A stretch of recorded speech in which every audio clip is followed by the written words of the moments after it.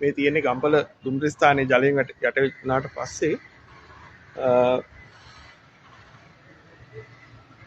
ඔයගලන්ට පෙන්නන්නම් ගම්පල දුම්රිය ස්ථානයේ තියෙන ජල මට්ටම මේ ස්ටේෂන් එකේ තියෙන කැබින් එකේ තියෙනවා මේ එක එක අවුරුදු වල ආපු ගම් වතුර මට්ටම.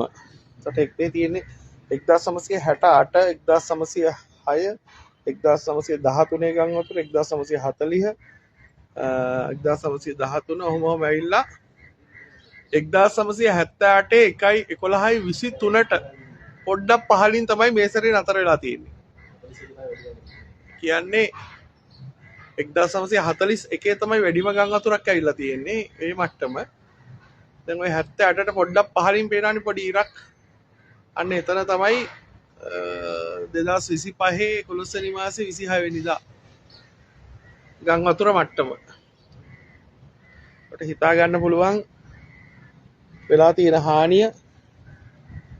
අපි සමහර වීඩියෝ වල දැක්කා මේ මෙන්න මේ නතර කරලා තියෙන BCGS එකේ වහලු විතරයි පෙනුනේ. ගම්පොළ නගරේ සම්පූර්ණයෙන්ම විනාශම වෙලා තියෙන්නේ. ස්ටේෂන් එක පේනවා මේ සම්පූර්ණ මඩ වෙලා ප්ලැට්ෆෝම් එක.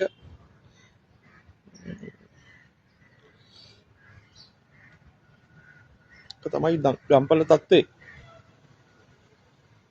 අපිට මේක ස්ටේෂන් එක පිරිසිදු කිරීමේ කටයුතු ආරම්භ කරන්නවත් විදිහක් නැහැ. මේ සම්පූර්ණ මේ ප්‍රදේශයේ